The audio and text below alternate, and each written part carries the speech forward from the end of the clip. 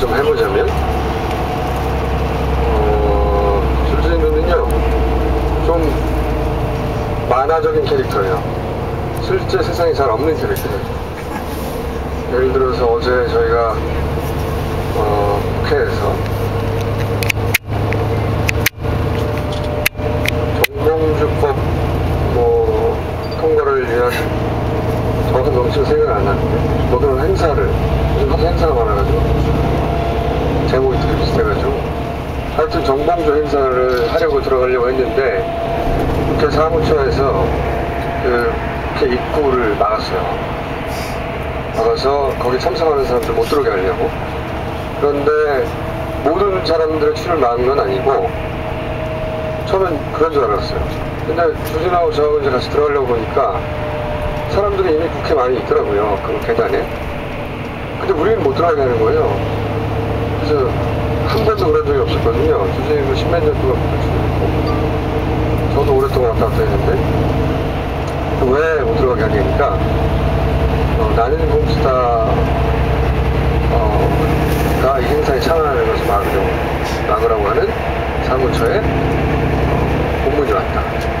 저하고 주진만 못 들어가는 거예요. 등신들. 그런데 그 과정에서 있었던 재밌는 에피소드를 말씀드릴게요. 그렇게 저하고 주진을 알아보기가 쉽잖아요.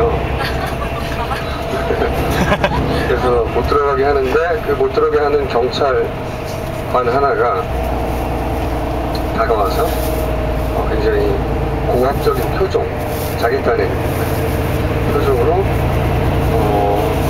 들어갈 수 없다고 그렇게. 그랬더니 주진우가 제 옆에 타고 있다가 창문을 내리더니 그 경찰한테 뭐라고 그랬냐면 근데 왜 눈에 힘을 주냐 이 새끼야?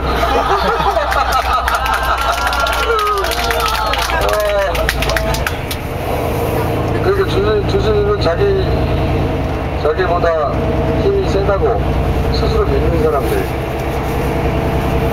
권력을 많이 가진 사람들이나 자기들 다 폭력적인 방식으로 제압하려는 사람들한테 굉장히 양아치적으로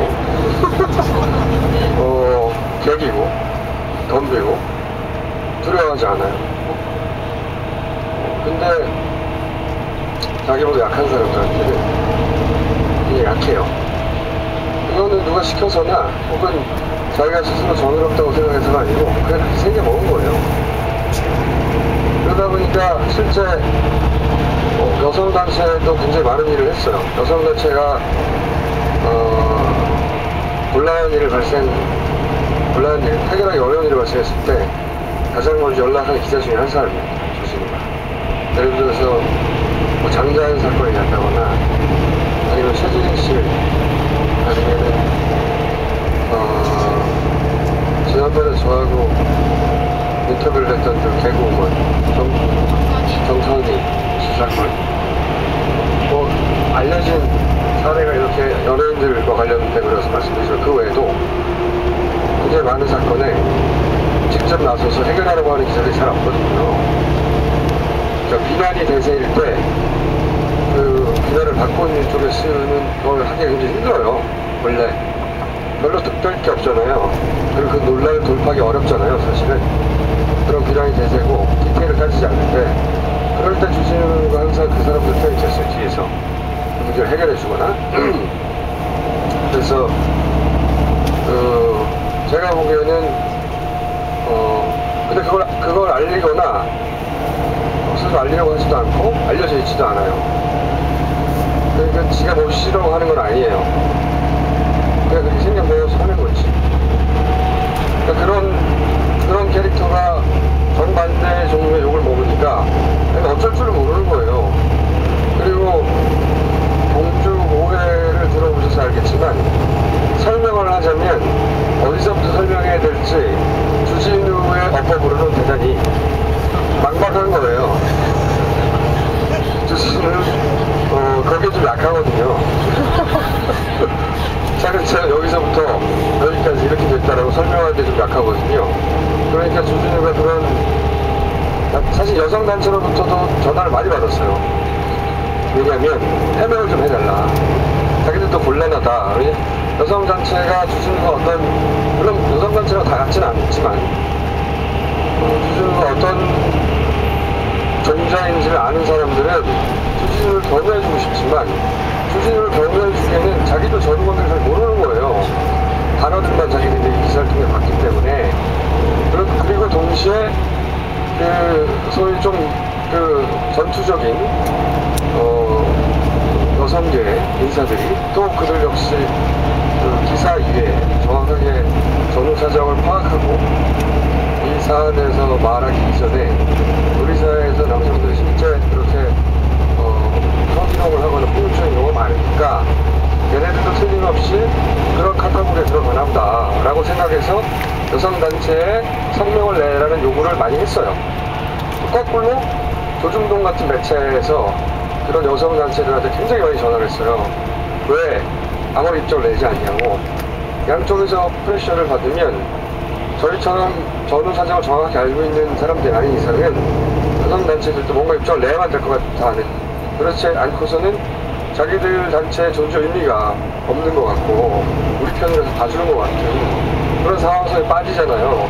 그래서 주진우한테 전화들을 했어요. 근데 주진우가 전화 오는 사람이 한두 명이 아니니까 정말로 100명 이상씩을 받았어요, 저희가. 그래서 100명에게 어떻게 공주 오해처럼 30분씩 할애해서 설명을 다 해요. 불가능하죠. 그리고 요구사항도 그게 아니에요. 사과할 거냐 말 거냐만 묻지. 그러면 그 얘기를 들으면 주진우는 화가 나잖아요. 그래서 주진우가 여성단체하고 통화하다가 나한테 전화하지 마! 이제 나한테 전화하지 마! 섭섭한 거죠. 근데 그 사정을 다 설명하기에는 어디서부터 설명해야 될지 감도 안 잡히니까 그렇게 해서 끊어버리고. 근데 상처를 많이 받았어요. 그래서 용민이도 마찬가지예요. 김용민도 그러니까 주진우가 실제 그런 캐릭터고, 그래서 제가 보기에는 추도사 같다고 표현을 했는데 너무 재미없어 삶이. 맨날 그런 걸 쫓아다니고, 그리고 나쁜 놈 보면 막 저스키를 어떻게 주지? 때려주고 싶다 이런 생각하고 그런 데만 쫓아다니고 실제 술을 먹지도 않지.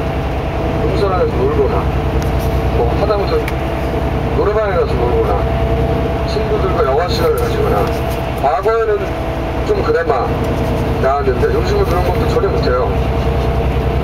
그래서 보고 있으면 이 새끼 무슨 재미로 사나.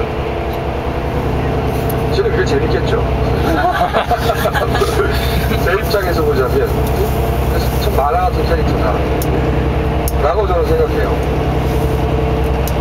그리고 김영민도 맨날 저가 하지만 실제로 만나는 커뮤니티들 대부분 집안의 목사가 한두 명이 아니에요.